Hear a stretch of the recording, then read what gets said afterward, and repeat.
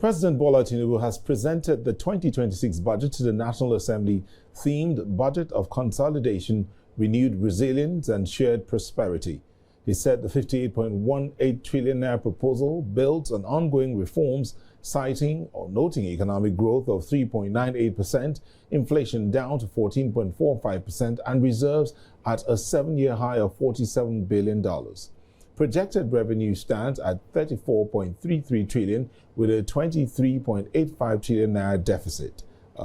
Key allocations are 5.41 trillion naira for security, 3.56 trillion naira for infrastructure, 3.52 trillion naira for education, and 2.48 trillion naira for health. President Tinubu promised tighter budget discipline, better revenue drive, and a strong focus on delivery and stability in 2026. Our Nigerian economy to benefit all our citizens. I am encouraged that our reform efforts are already yielding measurable results. 1. Our economy grew by 3.98% in the third quarter of year 2025, up from 3.86% in the third quarter of year 2024, year in, year out. Inflation has moderated for 8 consecutive months, with headline inflation declining to 14.45% in March 2025, with stabilizing food and energy prices, tighter monetary conditions, improving supply responses. We expect the deflationary trend to persist over the year 2026 horizon, barring major supply shocks. Item 3. Oil production has improved, supported by enhanced security, technology development, and sector reforms. 4. Non-oil revenues have expanded significantly through better tax administration. His Excellency President Bola Tinubu, President of the Federal Republic of Nigeria. Now, I'm being joined in the studio virtually by Dr. Samson Simon, Chief Economist at the ARC Economics and Data Limited. Thank you for joining us, Mr. Samson.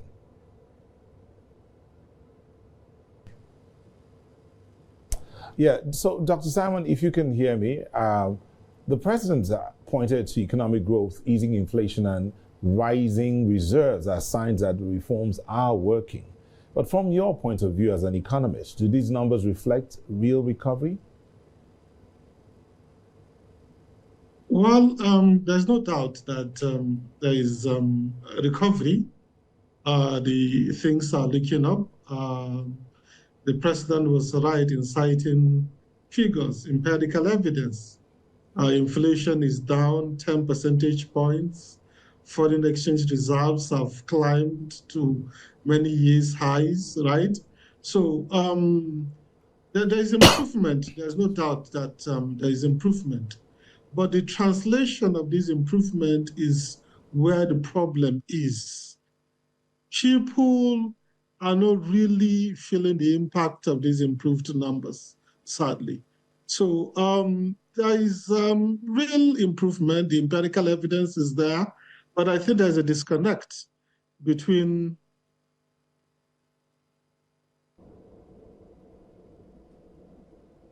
Oh boy, I think we might have lost Dr. Simon there. We'll get back to him in the course of this. But remember, the President also pointed out at a 58.18 trillion naira budget, and a large chunk of it is going to debt servicing. Dr. Simon, are you back?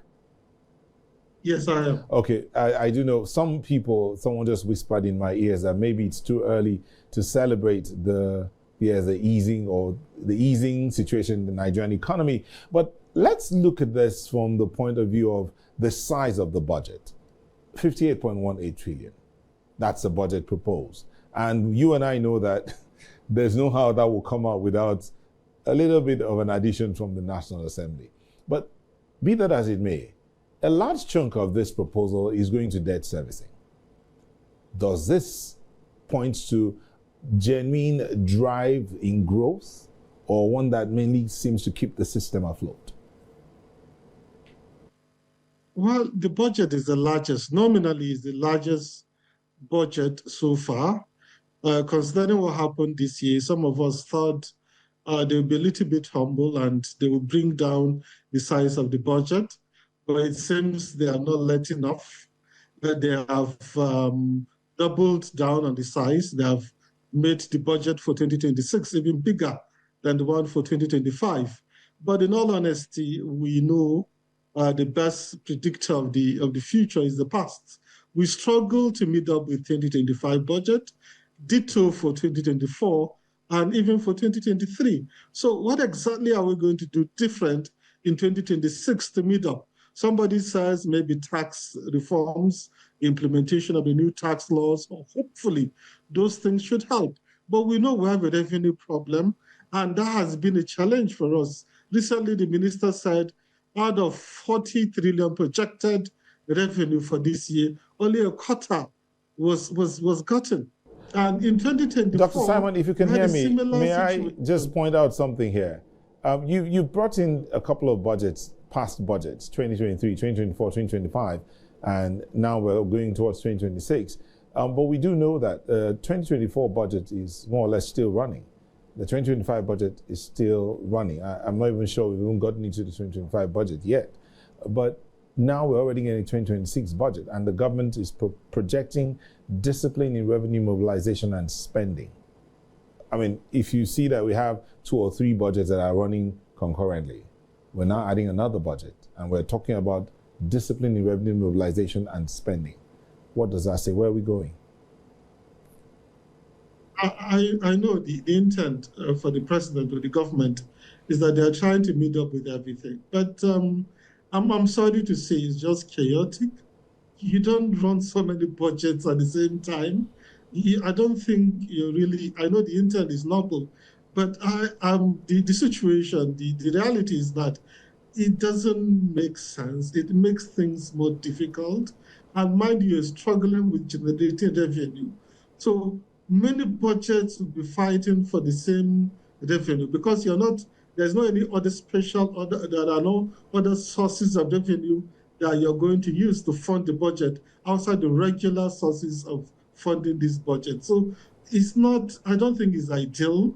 Like you said, the 2025 budget for the recurrent they have tried their best to meet up. But for the capital, they're talking about 70% to be taken to 2026. And 2024, we're still running 2024 budget. So it's a huge problem. I think it demonstrates indiscipline, fiscal indiscipline, and I think they need to do something about it. The president alluded to trying to do things differently subsequently, but I know it's easier said than done. We all know that it's easier said than done. So let's see how things play out.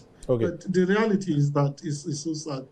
Just before we let you go, let's look at let's talk about what should Nigerians expect. I mean, they're struggling with cost of living, and they're looking at what would 2026 hold. What part of this budget should interest Nigerians the most? What should they be expecting realistically? Well, the president seems to make tackling insecurity to be his number one priority. So we hope to see improved security, particularly with the new defense chief, and then infrastructure and possibly food supply too, not just importing food to bring down prices, but domestically producing food and helping with agriculture. So Nigerians should look forward to that, hopefully. All right, thank you so much, Dr. Samson Simon, Chief Economist at ARC Economics and Data Limited. Thank you for joining us this evening. Thank you.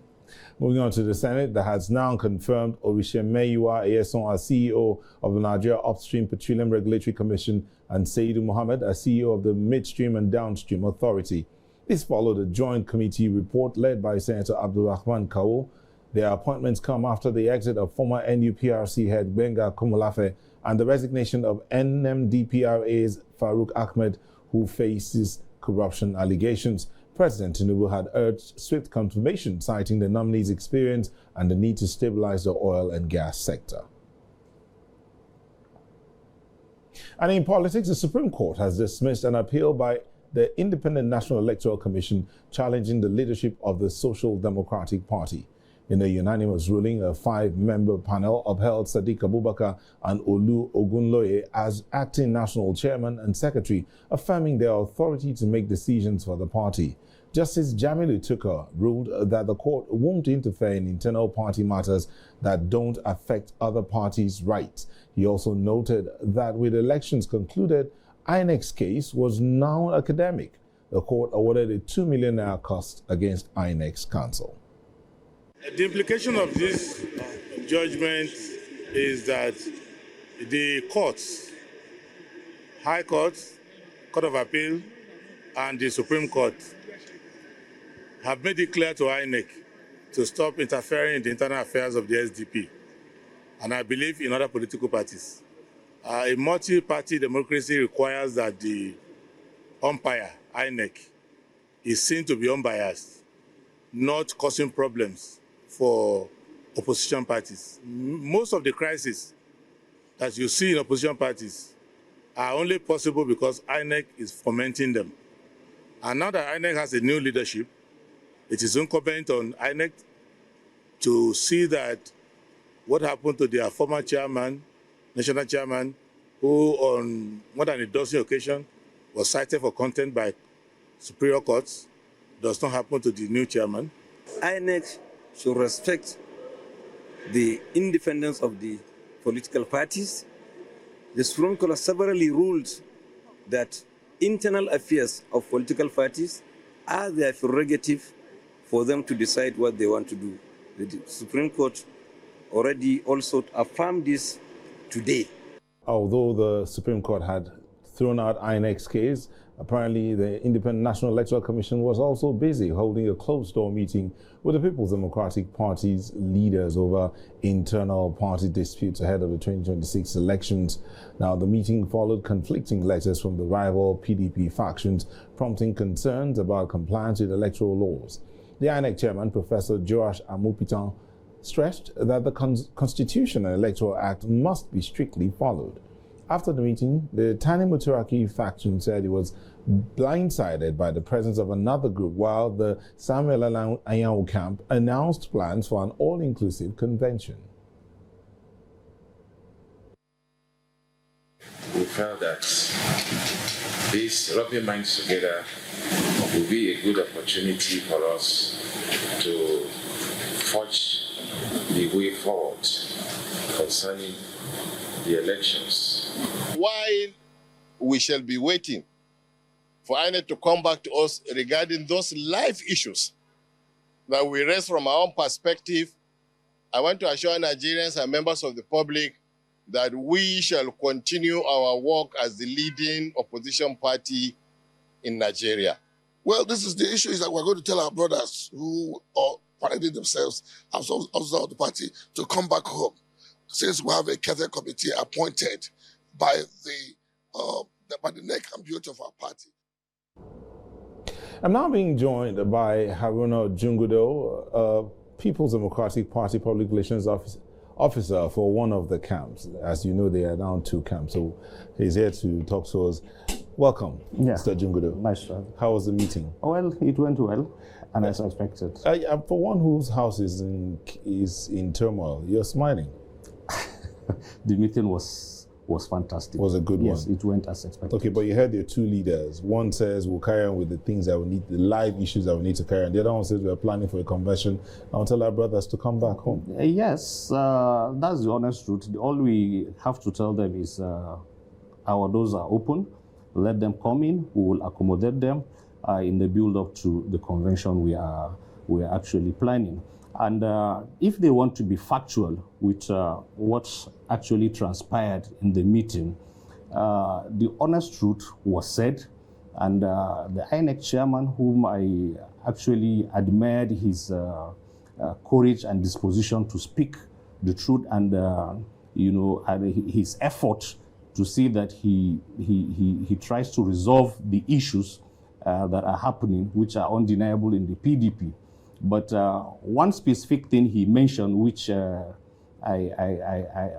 take as a take home from that meeting, was that he said there were 2 federal high court judgments, and the INEC, as a law-abiding institution, will comply with those judgments.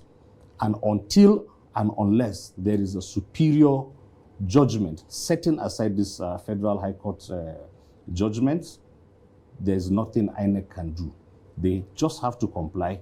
And that he was specific about the last judgment that was served on INEC on Friday, a day to the purported national convention. He said they were served with a court order. That, of course, was the one that emanated from Justice Lifu's court in a case filed by former Governor Sule Lamido. So the court was clear. Stop, don't do this convention. Before you do it, go and do A, B, C, D. But I cannot understand why, in the face of valid subsisting court orders, certain group of individuals decided to proceed and organize what they call convention. There are 2 questions I'll ask you, if you could just answer them real quick because we're almost out of time. One is, the former governor was said to have come to pick up a form at the time after the time limit had passed. No. Is that true or false? No, that's not true. In the court I was present. The question that was put was that, was there any publication to the effect that PDP was selling a nomination form in respect of the convention? There was no publication anywhere. No newspaper publication, no radio, no TV publication. It was just an A4 paper printed, brought out from a drawer, and they said that was the notice. That was not acceptable. Did you see the notice? No, I didn't. If I had seen, perhaps I would have bought and contested an election. So without such publication, how could someone who is in far away Zamfara, Cross River, Borno, Taraba, Benue, get to hear the information that sales of form were ongoing? This is the starting date. This is the bank which you're supposed to go and make payment. This is the amount. It never happened. The other question so Governor Sule said he was not aware, and there was no any evidence before the court. The other question, it just has to do with your party's constitution. Does your constitution allow for caretaker committees? Yes, it does. It does. The issue is that this is not the first time we've had... no, there have been caretaker committees. The question is, does your party constitution allow for caretaker committees? Yes, it provides for committees. So, and caretaker committees is one of them. It does. You cannot leave a vacuum. Assuming now, assuming that the NEC in their own wisdom did not walk ahead to constitute a caretaker committee, and then the Damagun-led NWC tenure expired at on the 9th, 12 midnight, what would have happened? So that is the wisdom where we had NEC meeting, and then it was resolved that so finally, does the Damagun-led leadership of the party, do you consider that leadership legitimate? The previous Damagun? Yes. At some point in time before his expulsion, before his suspension, yes, I considered Damagun's tenure. His expulsion was when? After the convention? No. Yes, there was okay, a so before meeting. the expulsion, his tenure was, his leadership was... he was, of course, he was the leader with distinguished Senator Anyanwu, Alhaji Umar Bature, and the rest. Because he went ahead with the convention, you decided to expel Yes, him. because you cannot be a leader and then go ahead to disobey the court rules. What's the way forward for the PDP? Well, as far as we are concerned, the PDP, as it were today, despite having certain group of people parading themselves, which you cannot deny them, the PDP, as it were today, is one under the leadership of Honorable Are you sure Abdurrahman. the PDP is one? It is under the eyes of the law. Have you noticed? Have you noticed that you're losing members in the Senate, for instance? Your numbers has dropped from 50 to less than 20. Yes, far less than 20. Who are responsible? Look at it. Let me tell you. During the case of Anyawu and the former Ude, who was contesting for secretary position, immediately the court decided that he cannot be regarded as national secretary of the party. What happened? He decamped to APC. These are people who do not actually have the PDP. So I'm asking you again. Right now, you don't have any governor in the central part of Nigeria. None of the central states has a PDP governor. Yes. All of them. The last one just moved. Yes, to that today. Yes. And now you have less than 20 senators in the National Assembly. I'm not sure of the numbers you have in the House of Representatives. And you're sitting here smiling that the PDP is one and moving forward. See, it is normal for every political party to have its own crisis. Okay. Just wait and see what happens with the APC if they have their own conventions. But I can tell you that this is not the first time as a political party that we are experiencing this kind of turmoil. And I can bet you that in a few weeks' time, especially if the Court of Appeal makes its own decision, I can bet you that you will see how we're going to bounce back stronger and better. Thank you so much. Haruna Jungudo is the public relations officer of one of the camps of the People's Democratic Party. Thank you for coming. I'm most grateful. Now, moving on to other things, still talking party politics. The National Caucus of Nigeria's ruling All Progressives Congress has met in Abuja, bringing together party leaders, governors, and top government officials. The meeting marks the first National Caucus session chaired by Nentawe Yilwata, who was recently appointed National Chairman of the APC. Our correspondent, Bettina Nweli, reports. President Bola Tinubu has called on political leaders to actively engage governance at the state and local government levels, stressing that effective leadership at the grassroots is critical to national stability. He expressed confidence that proposed reforms, including the passage of state police to strengthen security, will succeed with the support of the ruling party. I had a very long discussion with the US and European. I was bragging to them that definitely we will pass a state police to improve security. The Senate President, Godswill Akpabio, disclosed that lawmakers have taken decisive steps to classify kidnapping as terrorism, a move that could attract the death penalty once signed into law. Meanwhile, Vice President Kashim Shettima described the APC as a force of nature, citing the party's growing dominance across key geopolitical zones. Out of the 7 states in the Northwest, 5 are in the APC. Out of the 6 states in the Southwest, 4 are in the APC. Out of the 6 states in the Northeast, 4 are in the APC. Certainly, we have become a force of nature. We have also taken steps in the Senate to take bold decisions aimed at deterring those who want to join banditry. One of which is we have ensured that kidnapping joins the rank and file of terrorism, and therefore kidnappers will now face death sentence once the president assigns the new bill into law. As the nation gradually looks towards the 2027 polls, political leaders are projecting unity and reassurance, while citizens hope these promises would lead to lasting security, inclusion, and economic stability. In Abuja, for News Central, Bettina Nweli. In the meantime, the APC has confirmed the defection of Plateau State Governor Caleb Mutfwang from the PDP. The APC National Chairman Nentawe Yilwata announced the move at the party's 14th National Caucus meeting in Abuja, saying it puts the entire North Central under the APC's control. Mutfwang, elected on the PDP's ticket in 2023, is the latest top figure to leave the opposition. The APC also set January the 30th, 2026 deadline for members to complete electronic registration, stressing the need for transparency and internal democracy.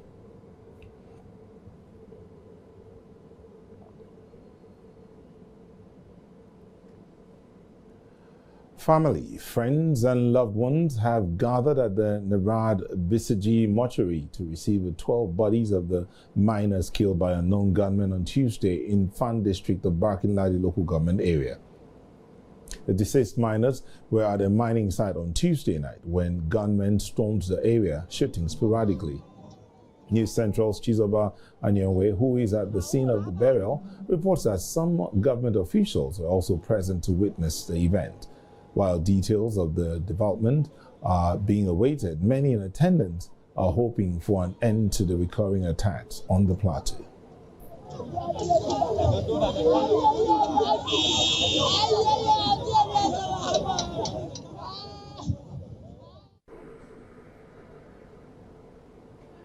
My colleague Chizoba Anyonwe joins me now virtually. Hello, Chizoba.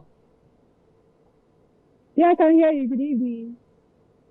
If you can hear me, I know you were in that place where the 12 miners were killed. I won't ask you what the mood is like, but we know that Barkin Ladi has had its own share of attacks, recurring attacks here and there, just like other parts of the plateau. But how are the residents of Barkin Ladi coping from your conversations with them?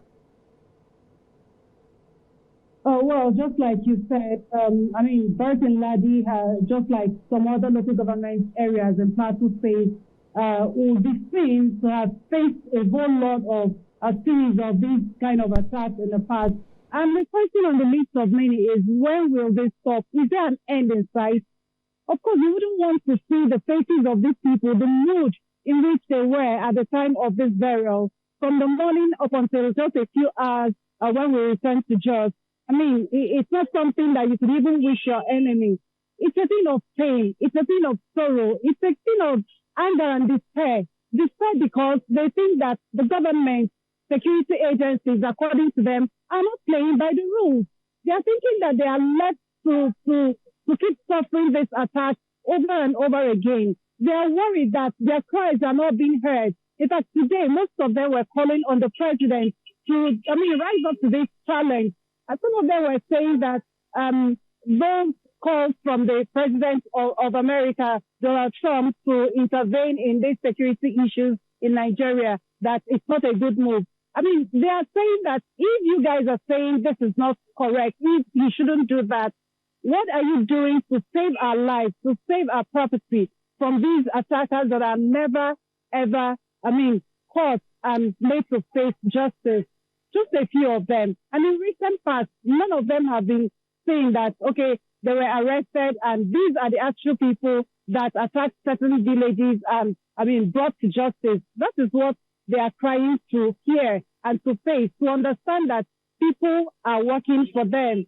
Then again, today, one other thing that stood out for them, for those of them who spoke off camera, they felt bad that the governor of the state, that is Mutfwang, was not on the ground with them during the funeral and the burial ceremony, that they feel pain.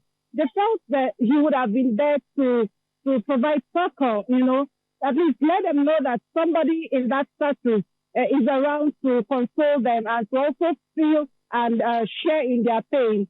Rather, some of them said he was in another local government area commissioning some projects. So for so many of them who talked to us off camera, they felt that this isn't a day good enough for the commissioning of those projects. However, some other officials of the government were there on the ground to fill in the space, I guess, of the governor. His special assistants were around. The local government chairman was around too. But, the fact is that these people have continued to face this series of attacks, losing people by the day. And so their cry is that every agency responsible for the maintenance of peace and security in Plateau State wake up and do what they should do so that, all of these can be brought to an end and so they can sleep in the night with their two eyes closed instead of sleeping and, waiting and you don't know what is coming up next.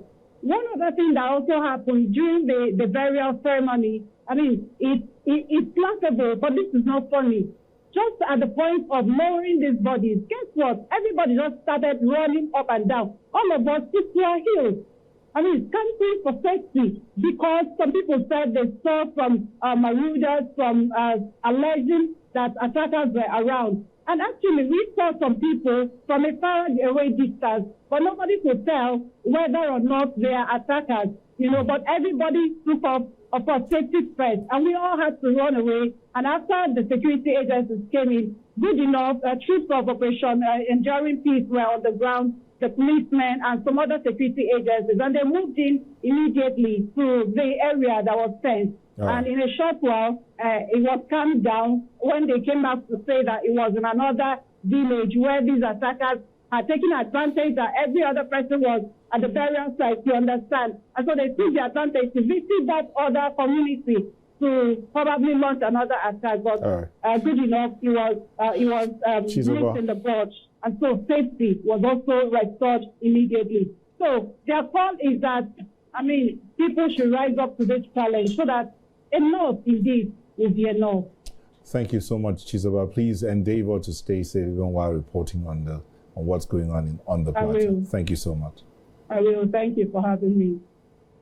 Staying with security matters, the Federal Capital Territory Police Command says it has recorded about 300 crime cases within the city between October and November, leading to the arrest of 160 suspects for offences including kidnapping, armed robbery, one-chance operations, illegal possession of firearms, and drug-related crimes.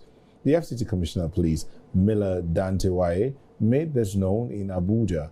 Since his assumption of office in October this year, the command has also neutralized 9 armed suspects, charged about 96 suspects to court, and secured 60 convictions. Dantewaye adds that over 15 million naira in cash was recovered alongside 14 vehicles, 86 bags of Indian hemp, several firearms and live ammunition, as well as the rescue of 24 kidnapped victims, among other achievements. Armed robbery cases recorded during the time under review stood at 62, resulting in the arrest of 38 suspects. These operations led to the dismantling of several armed robbery syndicates and recovery of firearms and live ammunition. Cases of one-chance robbery recorded during the period stood at 26, resulting in the arrest of 38 suspects. These operations led to the dismantling of several armed robbery syndicates and recovery of firearms and ammunition. Car theft and vehicle snatching cases recorded during the time under review stood at 35, with 11 suspects arrested. Significant recoveries were recorded during the period under review, and they include 21 AK-47 rifles, 10 shotguns, 1 K2 rifle, 37 locally made pistols, 31 locally fabricated firearms, 4 magazines, 13 knives, 7 cutlasses, 2 long scaffold rods. The Ondo State Governor, Lucky Aiyedatiwa, has reiterated the benefits of a deep-sea port to the economy of the state. Governor Aiyedatiwa spoke briefly to newsmen after meeting with the Minister of Marine and Blue Economy, where he presented the Ondo Deep-Sea Port Development Certificate for the development of the port. He says the port, which has been approved by the Federal Executive Council, will open the state to international businesses, transforming the economy of Ondo State, the nation, and the West African region. The importance or the benefits of having a deep sea port in any state cannot be overemphasized because it's like a gateway to international operation, international businesses. And for example, you have Lagos having 2 ports, and the latest one, the Lekki deep sea port. And that supports industries, commerce, and the economy as a whole. The deep sea port for us is going to be a port that will service not just Ondo State only, but the entire Nigeria and also some West Africa countries. As Africa grapples with rising food prices and heavy reliance on import, stakeholders are advocating innovative financing models to transform the continent's agricultural sector. This was the focus of a stakeholder engagement in Abuja, where experts, financiers and farmers shared practical solutions to unlock funding, boost productivity and strengthen food security. Our correspondent, Blessing Ahigwe, compiled this report. It was a gathering of farmers, policymakers, financial institutions, and development partners, all united by a common goal to address financial barriers limiting agricultural growth. However, the key objective of this event was to provide possible solutions for farmers who find it difficult to get access to loans needed for their agricultural operations. Most of the requirements are too high for, some of us farmers to, meet. They will tell you, get this, you have to have certain number of millions in your account or bank statements. All of that has to show before you be given the opportunity. So you are just starting and you don't have this money. So I don't know where they expect this money to come from. So our goal here at AFC is to help to aggregate them together, to build a community around them. And then with that community and that power of that community, and then, use that to approach financing institutions, commercial banks to help them to access those funds. What we're doing in NISA is to develop innovative financing frameworks that will make the banks to open their balance sheet. So when you develop these frameworks, you take into consideration some of the challenges that is not making banks to loan to agribusiness owners. So what we're doing is to design those innovative financing frameworks. Stakeholders say that unlocking Africa's food future will require strong partnerships between government, financial institutions, farmer groups, and development partners. As a country, for us to be able to achieve food security, I think there is supposed to be a lot of priorities on agribusiness. Take, for example, access to finance. It is difficult to do an agribusiness with a double-digit interest rate. If AFC can help us, speak to the loan institutions or financial institutions in Nigeria, to reduce this, or if they also have other channels like the grants. Participants hope that sustained dialogue and coordinated action will help ease funding constraints and position agriculture as a driver of food security and economic resilience across Africa. Meanwhile, young farmers across Nigeria are calling for a stronger voice in shaping agricultural policies that directly affect their livelihoods. At a recent youth policy engagement dialogue, participants highlighted challenges in the sector and pushed for more inclusive decision-making in agriculture. Sumaya Abubakar reports. The dialogue brought together young farmers, civil society actors, and government officials to discuss how agricultural policies can better reflect the realities on the ground. The engagement aims to empower young people to actively participate in policy conversations while helping decision makers better understand the barriers young farmers face. It's an opportunity to know what challenges they face and see how we can help them to channel resources. Many times, smallholder farmers will tell you they want funding, but sometimes also when they come together, they can learn practices from each other, but then they can also access technical support, training, as well as other resources. I will take from here and see what government will do to assist some of these youths, particularly in provision of land and other needs, financial support, to at least get them doing something in their business. Participants say youth-led perspectives are critical to driving innovation and sustainability within Nigeria's agricultural sector. They note that inclusive policies can unlock opportunities for employment, food security, and long-term growth.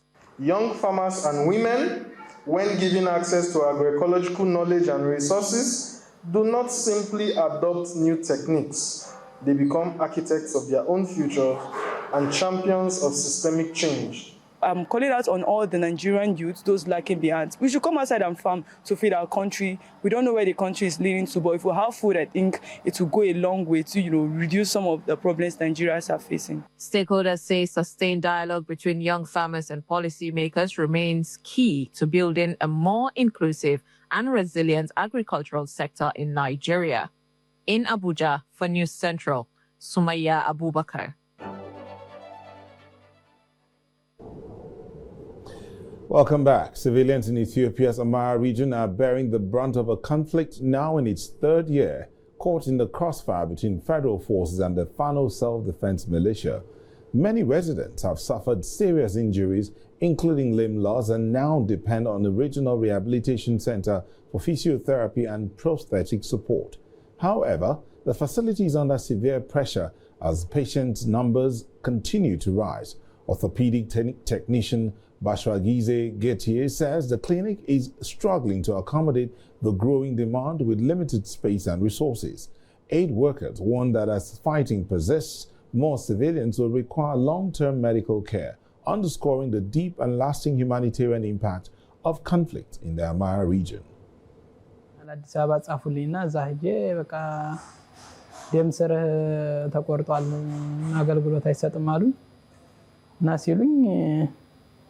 በጣም አለቀስኩ አዘንኩኝ እዛ እና እግሬ ተቆረጠ ጦርነቱ ነገር በጣም እኔ ግራ ገብቶኛል በቃ ያኛውንም ስታገኘው በቃ እኔ ለሀገሬ ለኢትዮጵያ ነው መዋጋን የሚደፋነውን ስታገኘው መከላከያውንም ስታገኘው ለሀገሬ ለኢትዮጵያ ነው እኔ መዋጋን የሚል ባጅ እየሰራው ያለ ነው የተከለከለ ወይም እንደዚህ ሁለቱም የጦርነት ተዋጊዎች ይገኙበታል በሚባልበት አስብ ቦታ ነው እየሄድኩ ያለ ምንም ሰው የለም ነበር መንገድ ላይ የተቀበረ ፈንጅ ነው እንደ በፈንጁ እንደፈነዳ መታኝ ባጃጁ ውስጥ ወጥቼ ወደኩኝ ባጃኔ ከወደኩ በኋላ ባጃጁ ሙሉ በሙሉ ተቃጥሏል አለፈም የሰሜኑ ጦርነትም ያለ ስትረስ ነበር አሁን ደግሞ ይሄ ግጭት ሲጨመር አሁን እዚህ ጋር በጣም የሰው ቁጥር እየተጨመረ ስለሆነ እኛ ለምሳሌ ለማዳረስም ትንሽ እየተቸገረ ነው እና የጉዳተኛው ቁጥር በጣም The United Nations has appealed for $33.2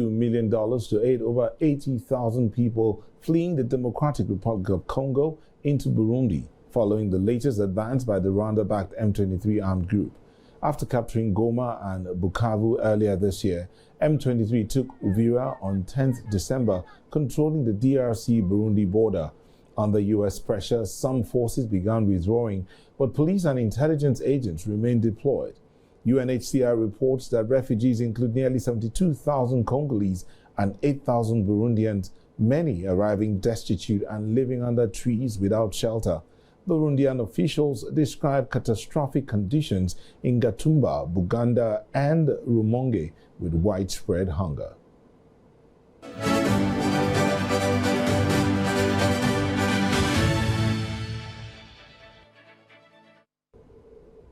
United Nations has declared the famine in Gaza, which has been existing since August, over.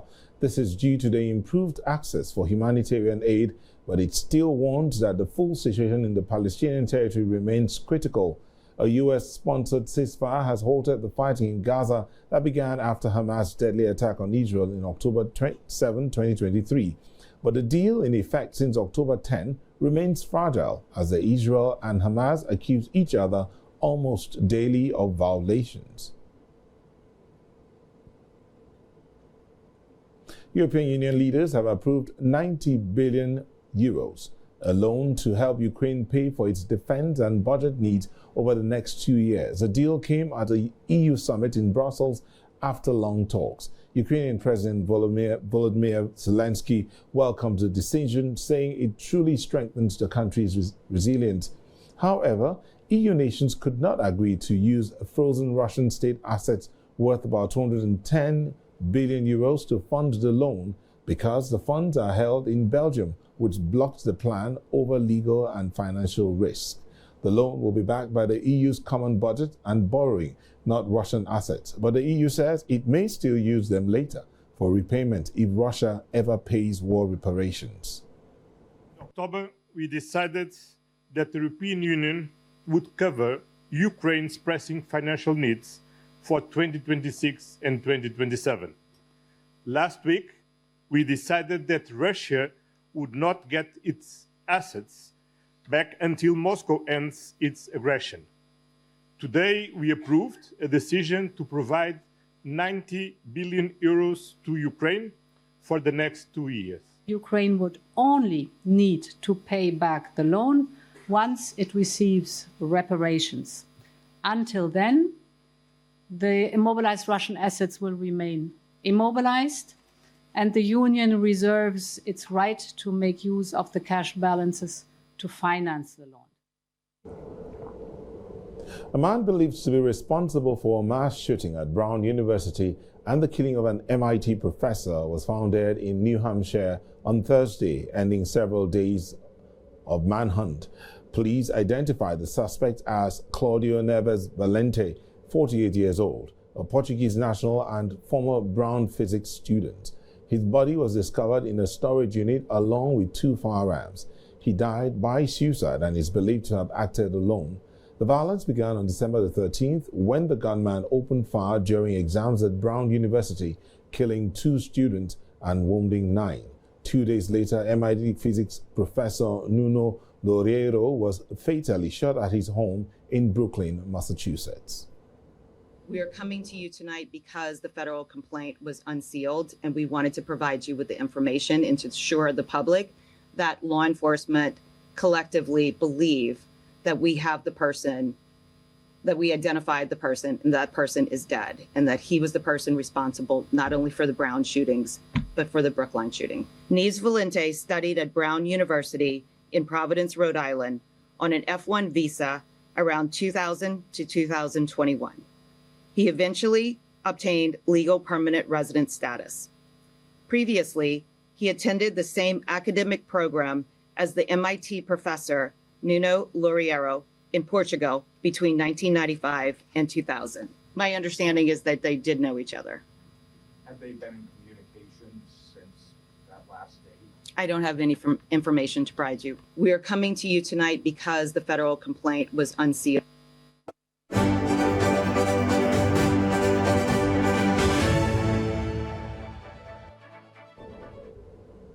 A Nigeria Customs Service Federal Operations Unit Zone D has intercepted contraband with a duty-paid value of 82.1 million naira within just 10 days. During a Friday press conference in Bauchi, a controller, Abdullahi Kaila, reveals the seizures include 15,100 liters of petrol, foreign pasta, used clothing, and vegetable oil. The operations, covering states from Borno to Nasarawa, aligns with Kaila's zero-tolerance policy for smuggling under the NCS Act 2023. Kaila attributed the success to intensified intelligence-driven patrols and professional enforcement. He emphasized that the service is strengthening collaborations with other security agencies to dismantle smuggling networks. He warned illegal traders that there is no hiding place, reaffirming the NCS's commitment to national economic security.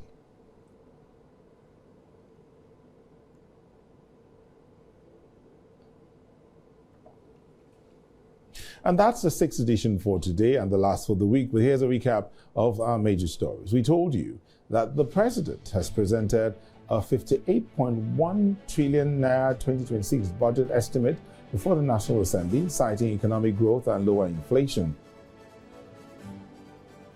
We also told you the Supreme Court has affirmed the authority of acting national chairman and secretary of the Social Democratic Party.